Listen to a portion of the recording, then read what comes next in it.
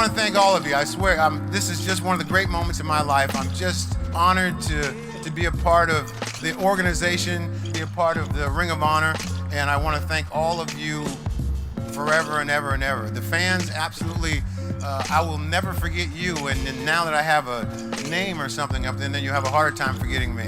Thank you very much.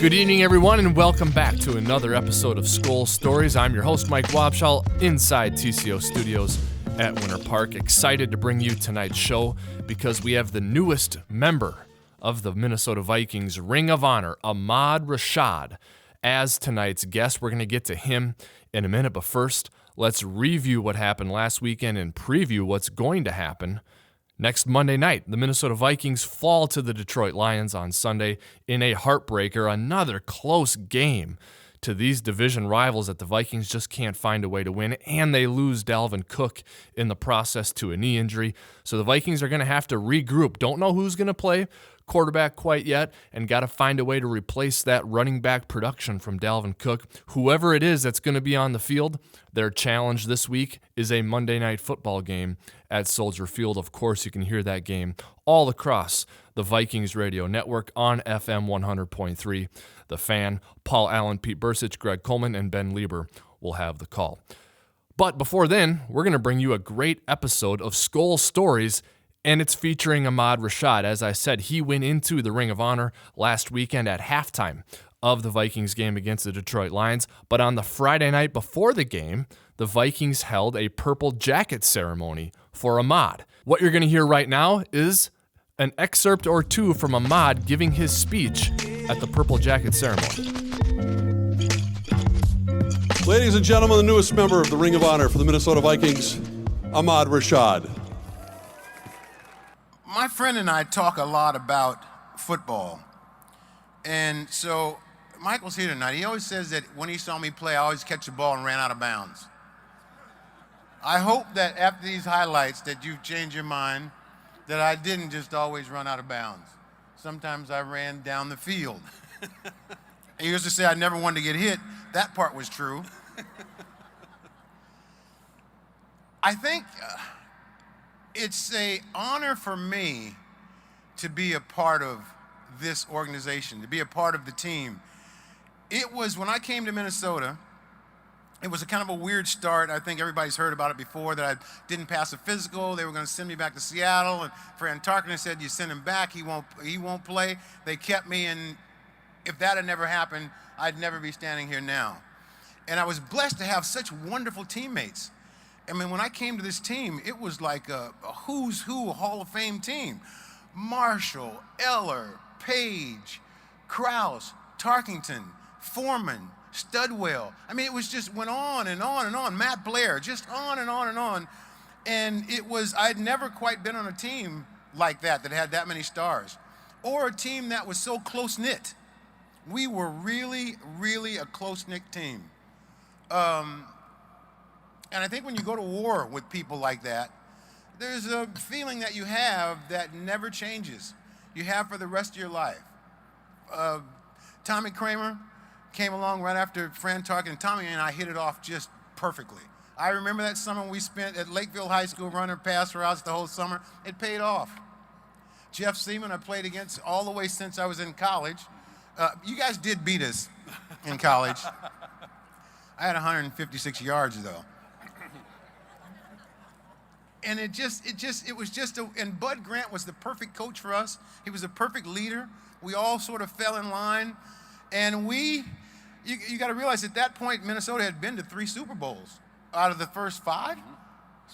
I mean, I had never been on a team. They never thought about losing, ever. Bobby Bryant, one of the most competitive guys I've ever been around. Every time I played against him, I'm telling you, he was so competitive. Every day at practice, you made me a much better receiver because every day at practice, I had to work as hard as I could just to get open. Just a wonderful, wonderful person. So you could go on and on about things like this, but I really think the most important thing about situations like this is we went through a time period that a lot of other people don't get a chance to go to. We had a chance to become one. We had a chance to care for one another. And as I see people now, after all those years, it hasn't changed. I still love all you guys. I mean, I can think of story after story after story. Joe Sensor, you're one of the best tight ends I ever seen in my entire life. And only played a couple years. One of the best tight ends ever. And it's just, I don't know what to say. I had it when I got here. I had a love affair with this city, with this team, with this organization, and I appreciate every single moment. And the honor for me is to having had a chance to play with you all, and that's the way I feel about that. Sunday is going to be a huge day. This place will be filled, and the fans will show their appreciation for what you did, Ahmad. And it's always been a special relationship, and one that over the years, every time you've come here, you've identified with as well. No matter all your travels and working with the NBA and doing everything, it seems like the fans have always been home for you here in Minnesota. I always felt that once I left Minnesota, that I represented Minnesota. Somehow I never, ever lost my connection to Minnesota. No matter where I went or what I did from here, it was still as a Viking, as a Minnesota person. It's the greatest fans of any team, I think, in the country. I remember when we go out and play the Rams, when they have the Vikings in California group or whatever it was, they'd fill the stadium. It just was absolutely wonderful. So fans play a major part. And you can't say enough about the Wilfs. Just impossible. I think that when I got here, it was Max Winter. We were out and we practiced in Midway Stadium, where Bernsey would never want us to fall down because there was a rock concert the night before, and he was afraid that whatever they were doing, somebody was going to get it in their nose or their mouth or something. So it was a horrible. And we practiced on a little strip. It was not like pro football. I mean, it was like, you get there, it's like, this is really not quite like pro football, but we had a little strip and we always won. That's the other thing about that. Well, you look at a stadium like this, I think of most of your time you did play at Met Stadium, as Bobby Bryant talked about many times when the temperature would be hovering around 0 or colder, and Bud used to call it cold was a state of mind. I never bought it. Did you ever buy that cold was a state of mind?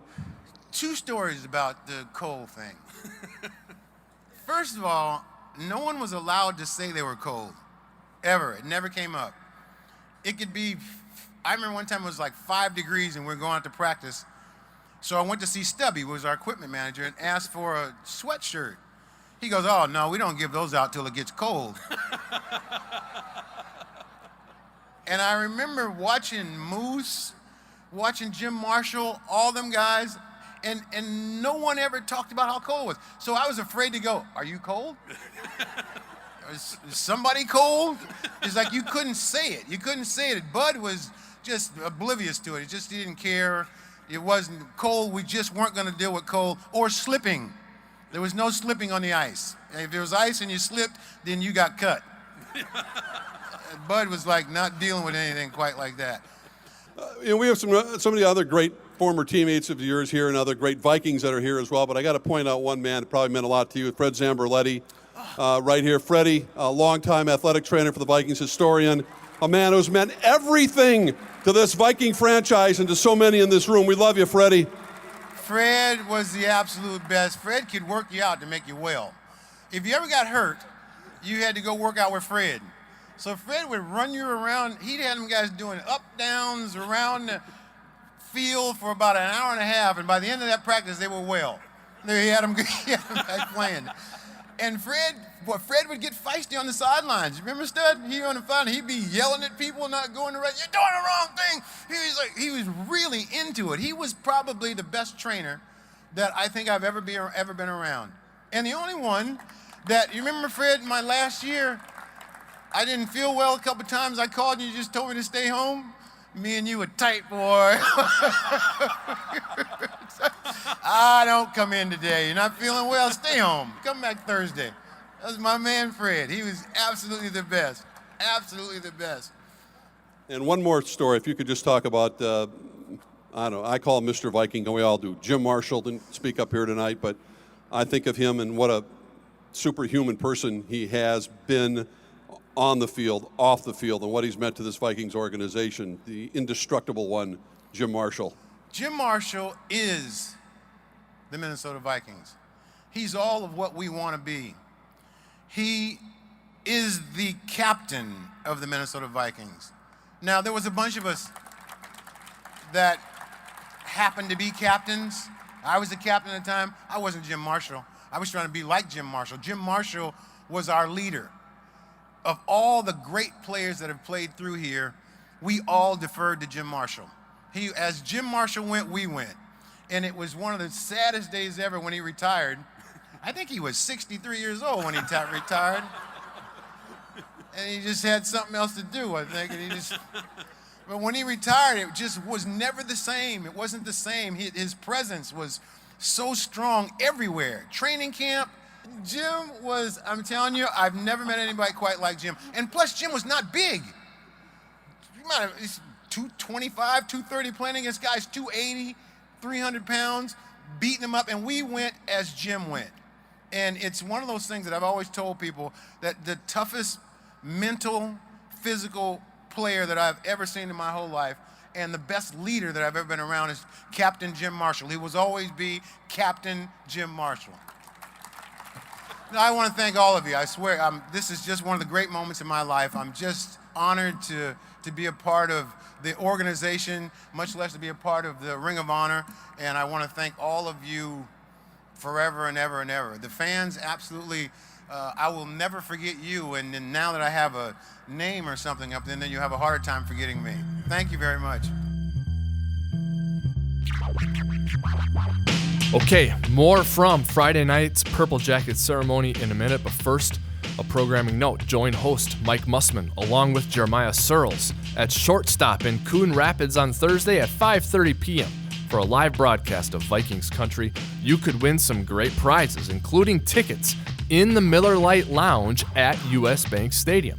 Visit Vikings.com/VikingsCountry for more info and a full schedule. And please stay tuned, because you're going to hear from some more Vikings legends from the Purple Jacket ceremony honoring Ahmad Rashad in a minute.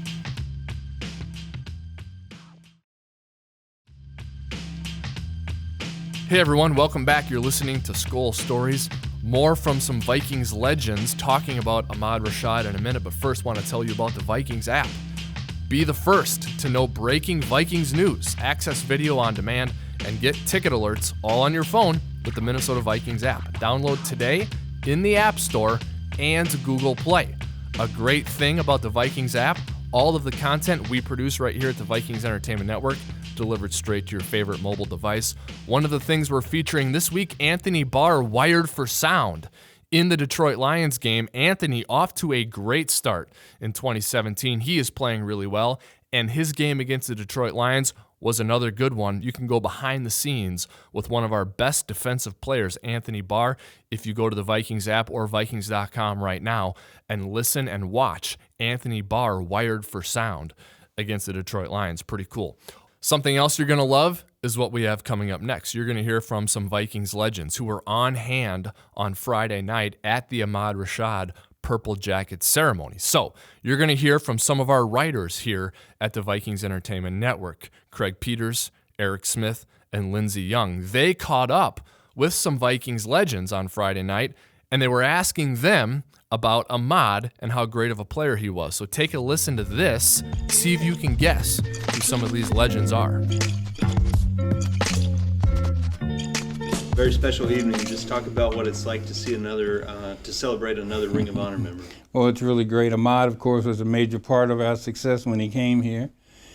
And he was just a great teammate, good friend, great friend. There's so many things I'd like to say, but I can't say them all. But the only thing I can say is, in one word, he's a very special person in every facet of life. And that's how I look at him. He's thoughtful, caring, very bright, and loyal. He got loyal to his friends. He's special. We just hit it off right away. Maybe it's because I'm a Scorpion, he's a Scorpion, we both.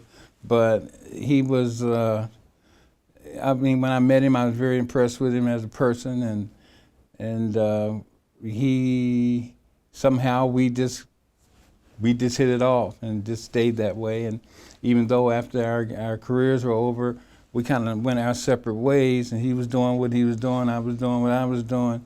We didn't see each other as often as we would have liked to probably, but, you know, that connection always was there. If I needed to talk to him, in fact, I have many occasions when I'm like, man, what should I do? And he'd give me some good advice. You know, he's a person you can trust, and this couldn't happen to a better teammate. I played with a lot of guys that were great athletes and great people, and he's certainly right up there with the best of them. Him, Alan Page, and people like that. He's very special.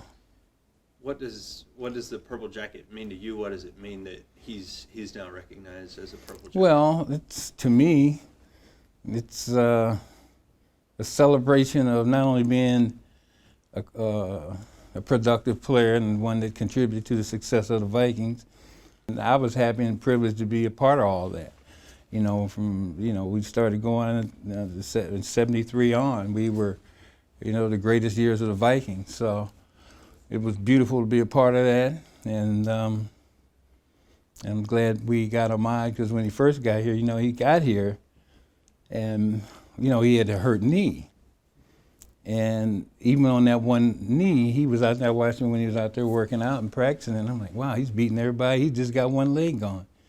And I didn't know whether they were going to keep him or cut him, but I know number 10 didn't want him to go anywhere, and I'm sure he had a say in keeping him, because he could, man, in those days, the game was different. I think one year he led the league in receptions, and he only had 53. But that's when they could bump and run you all the way downfield until the ball was released.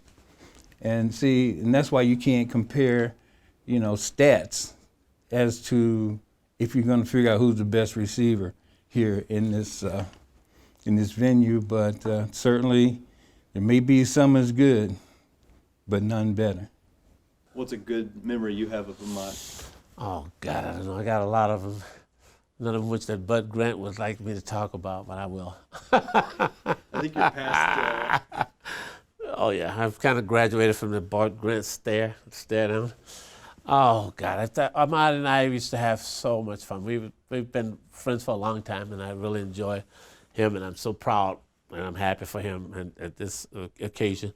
Oh, he always got me in trouble. We used to laugh so hard. We had to redesign the huddle because me and Ahmad was right by each other in the huddle, and Bud could hear us laughing on the sideline sometimes.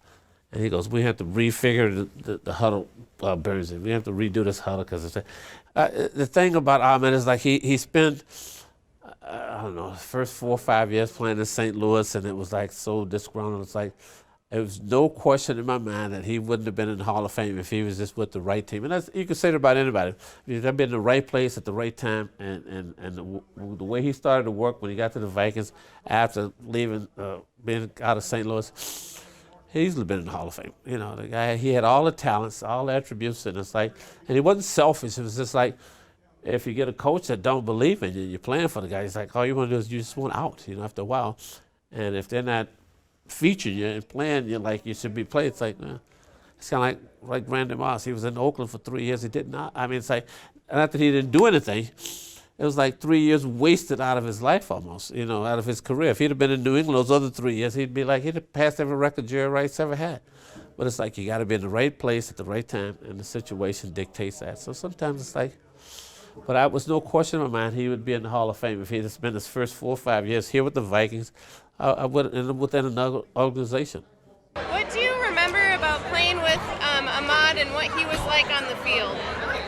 Well, he was always a very, precise and very disciplined receiver. He was very, very coordinated, and very dependable. That's what I like about Ahmad. He was a guy you could call on in any situation. That's what's great about him. Do any specific games or plays really stand out to you about him? Well, there are several, but always the play that everybody mentions is certainly one that I think of, is the big catch against Cleveland in that playoff game. But he made those kinds of catches on many occasions, and so that was just one because of the game that it was in that it stood out. What is it like like to kind of have him joining you guys tonight and to see him on that stage and to get the same purple jacket? Well, that's great. He belongs there, and it's a great honor to have him in as part of the Ring of Honor. What was your first impression of Ahmad when you met him, and what made him such a special player? He could catch the ball, and he could run. I mean, those are two of the most important things you can have as a wide receiver, be able to catch the ball and run, and he could do it.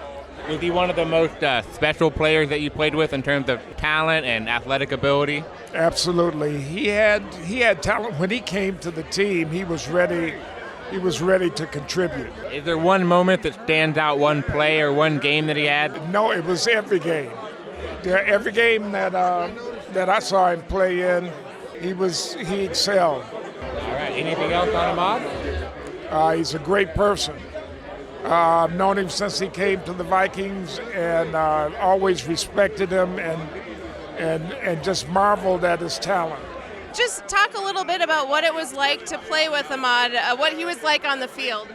Well, first of all, I came here as a receiver my rookie year, and during the season, Ahmad came in, and, he had been in the league a few years, and, he really showed me the ropes and really helped me out and helped me learn and really helped me become Rookie of the Year, and I really appreciate him for it. What kind of impact do you think he made on the field, or what do you remember about him as a player? Well, he gonna make the tough catches, game winners. He got a Hail Mary catch. Just a clutch player. Anytime he got the ball in hand, he can make something happen. Are there any specific stories or experiences that come to mind about when you came in and met Ahmad? Well, I don't know which gang it was, but he had really caught like a little 10 or 5 yard out, and he was about to go out of bounds, and he turned back and handed me the ball, and I went the rest of the way for a touchdown, so I always thought that was real neat. Just what does it mean to you to be here tonight with some of your former teammates and to see Ahmad go into the Ring of Honor? Very, somebody that you came in with and somebody you played with, and, somebody you see he put in the work every day, and, been to several Pro Bowls. I'm just glad I'm here to support him tonight. What was your first impression of him? Oh, he was very dedicated to what he was doing all the time, worked hard, and he's had the softest hands, of anybody that I've played with, for just catching the ball with his hands, and it hardly even makes a sound. He was taking care of his hands. Sometimes, when the rookie quarterbacks were, getting some reps, and that ball be fluttering along out there, and he'd look at it and start to put his hands up and just let it go. Okay. What made Ahmad such a special player? I think he's got great size for a wide receiver at that time, and tremendous speed. And he was, he is a very go to the point as far as where that break is going to be made, how to set up the defender, and things like that. So he was a student of the game. Are you proud of him for his honor tonight? Oh yeah, I'm real happy for him. He was up in Buffalo for some years up there, and then he came down to Minnesota, and and then once he and I hooked up together, then numbers started increasing. And I can say this, truthfully, they're not putting anybody into the Ring of Honor unless they're deserving of it. And I feel, there's, guys who are waiting in the wings, a Steve Jordan, a Henry Thomas, a Carl Lee, and there's others. Those guys are all legitimate Ring of Honor players because they had their best years. I mean, Steve is a tight end, all-time, receiving tight end. You look at, Henry Thomas, who logged 90-plus sacks. No, they weren't all here, but, the majority of them, they were, who played with Johnny Randall and myself, So, and Carl Lee, who was, had my 6, who was protecting the backside. So, these guys, I just hope and pray one day that they get to wear the purple jacket. I don't know if they're going to wear the gold jacket, but they definitely deserve to wear the purple jacket. All right, that's going to do it for this week's episode of Skol Stories. We thank you for joining us. Remember, the Vikings play on Monday night next week. They're at Soldier Field. That's going to alter our normal schedule the following week, so no Skol Stories next week, but we hope you rejoin us 2 weeks from now as we bring you another edition of Skol Stories. On behalf of Skol Stories producer Nate Vaughn, I'm your host, Mike Wabshall. We thank you for listening tonight. We hope you have a great week. Skol Vikings.